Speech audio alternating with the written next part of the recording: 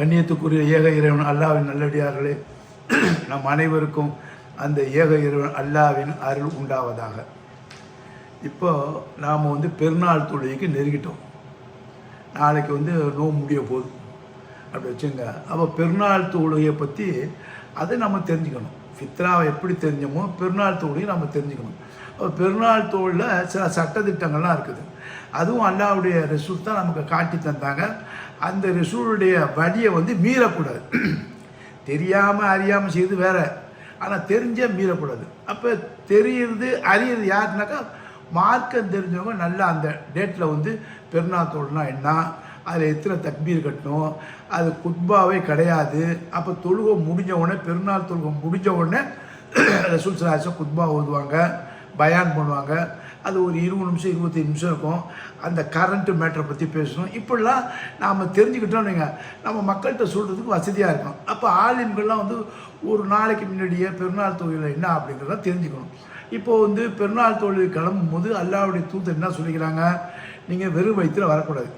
ஏதாவது பேரிச்சம்பழமோ வாழைப்பழமோ டீயோ பிஸ்கட்டோ ஏதோ உங்களுக்கு சாப்பிட்டுட்டு தான் வரணும். அப்போ ஒன்று பசித்து வரக்கூடாது, புச்சிட்டு தான் வரணும். ஏன்னு கேட்டிங்கன்னா, இத்தனை நாளாக நம்ம பசியில் இருந்தோம், நோன்பு வச்சோம். இப்போ நம்ம நோம்பு முறித்த என்பதற்கு ஒரு அடையாளம். அப்போ ஏதாவது சாப்பிட்டுட்டு தான் வரணும். ரெண்டாவது, வீட்டிலே கிளம்புறீங்கன்னு ஒரு வழியாக கிளம்பி இன்னொரு வழியாக போகணும். ஒரு வழியில் கிளம்புறீங்க, அடுத்து தொழுகை முடிச்சு இன்னொரு வழியாக போங்க வீட்டுக்கு. ஏன் அப்படின்னாக்கா அதுவும் ஒரு சாட்சியம். அதாவது மற்ற மக்களுக்கு நான் அல்லாவை வணங்கக்கூடிய மக்களாக நான் கிளம்பிட்டு இருக்கேன்னு அவங்களுக்கு சாட்சியம் எடுக்கிறீங்க. இந்த பக்கம் வரும்போது அவங்களுக்கு சாட்சியம் எடுக்கிறீங்க. இந்த சாட்சியம் தான் ரொம்ப முக்கியம். ஏன்னு கேட்டிங்கன்னா, ஒரு முஸ்லீம் இறைவனை வணங்குறான், ஏக இறைவனை வணங்குறான், 30 நாள் நோன்பு இருந்தான். அந்த நோன்புக்கு பிறகு தர்மம் பண்ணிட்டு தொழுகிறான். ஃபித்ரா கொடுத்த பிறகு, தர்மத்தை கொடுத்த பிறகு இறைவனை வணங்குறான். இவ்வளவு செய்தி அந்த மக்களுக்கு போய் சேரணும்.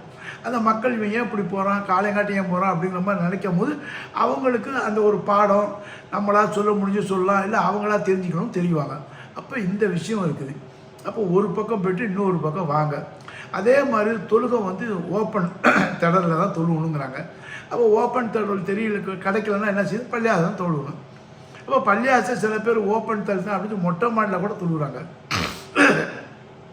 அதுக்கு என்னடா ஆதாரம் அப்படின்னு கேட்டிங்கன்னா, மொட்டை மாடி ஓப்பன் திடல் தானுங்க அப்படிங்கிற மாதிரி சொல்கிறாங்க. அப்போ திடலில் தொழுறாங்கன்னு வைங்க. அப்போ இந்த திடல் தொழுகை பெருநாள் தொழுகை முடியுது. அப்போ இந்த தொழுகைக்கு முன்னாடி தக்பீர் கட்டுறாங்க.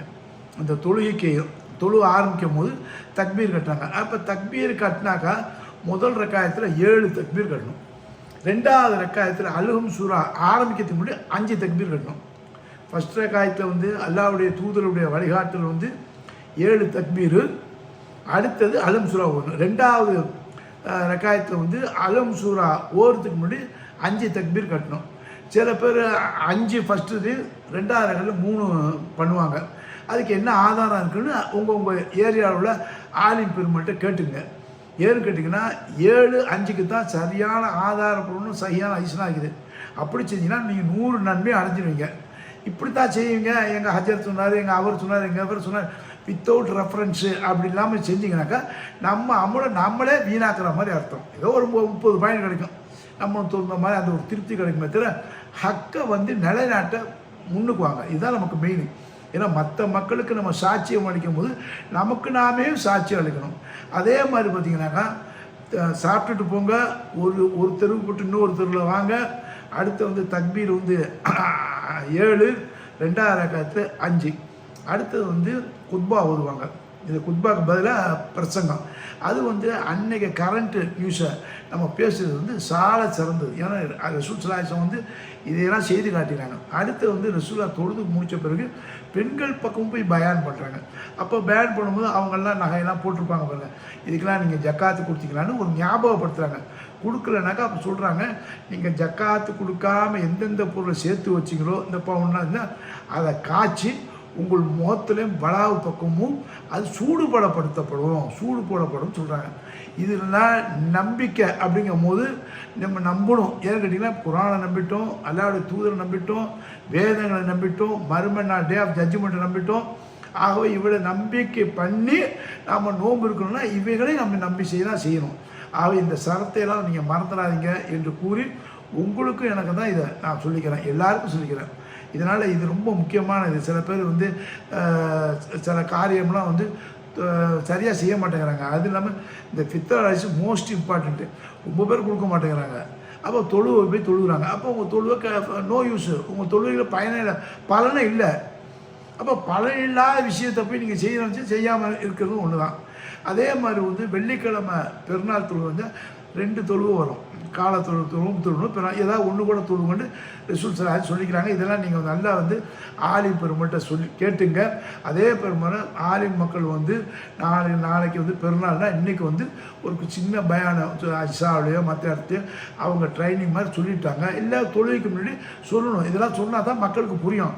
இல்லைன்னா 7ஆவது நாள் வர்றான், 7ஆவது நாள் போகிறான். ஃபித்ரா ரைஸ் இல்லாமல் கொடுக்காமல் தொழுகக்கூடாது, பயனில்லை என்பதை எல்லாருக்கும் சொல்லுங்கள். இது ரொம்ப முக்கியம் என்று கூறி நிறைவு செய்ய வாயுதான அல்ஹம்துலில்லாஹி ரப்பில் ஆலமீன்.